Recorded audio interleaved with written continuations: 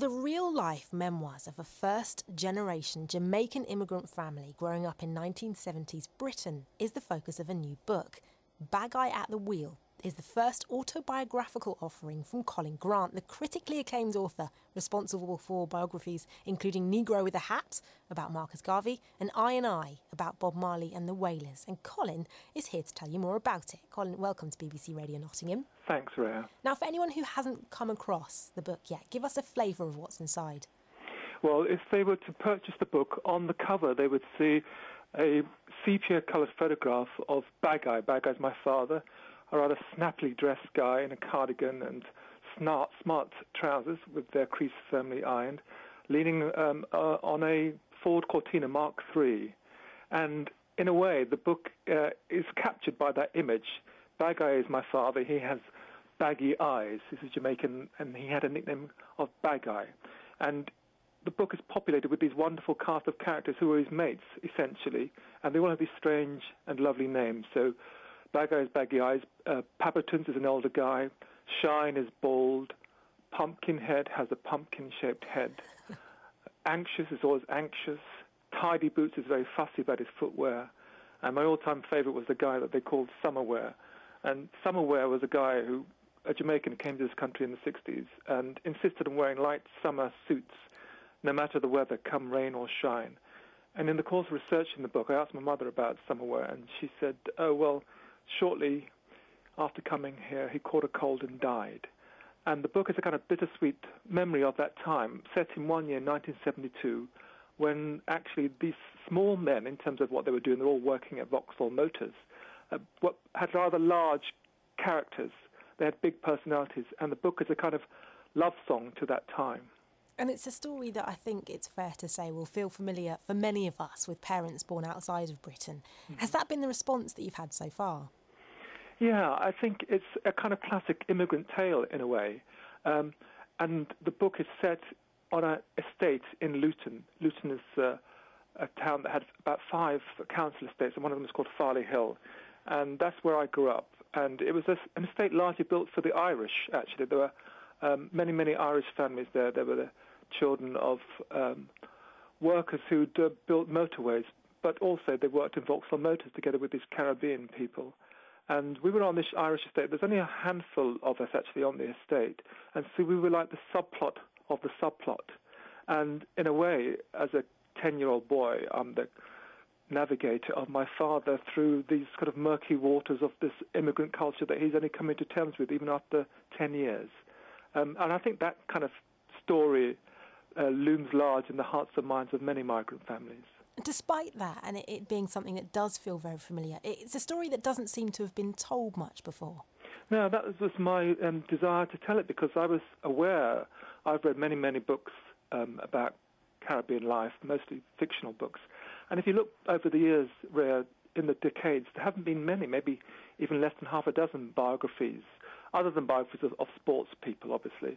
But there was a biography by a woman who wrote a book called Ugly and Beyond Ugly a few years ago. But apart from that, there hasn't really been much reflection on this rather colourful time, I think, where we had these migrants who brought with them attitudes and ways of doing things which were alien to the host country. So, for example, it's called Bageye at the Wheel, and in a way, my father had this yearning to own a car.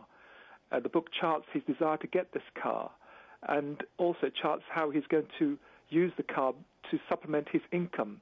And he becomes a kind of minicab driver, moonlighting minicab driver, even though he has no driving license. And I love that kind of can-do. And also, I love the way that he, if ever he was approached by a policeman and stopped, he had this very strange approach to dealing with constabularies.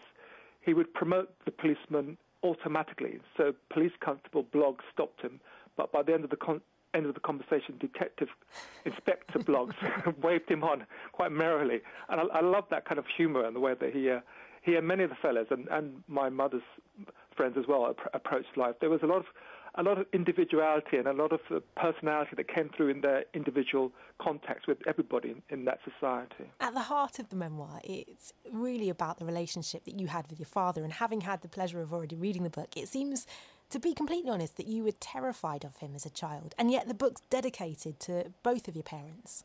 Yeah, in a way, the book couldn't have been written without the rich language of my mother and my father. They had this very old English language. They used words like vex and craw, and they had these wonderful turns of phrases which at the time we didn't quite understand what they meant, but actually they're very rich. And what I've tried to do is to give a flavour of that time, because, as you say, we were terrified by our father. He worked night shifts at Vauxhall Motors, and one of the things I most remember was the desire for absolute silence in the house after school. You'd come home at 3:30 and there'd be silence throughout the house.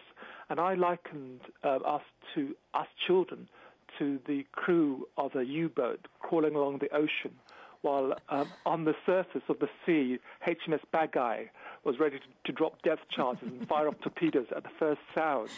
And so we were terrified of him. But also, I recognized that he was a very glamorous man.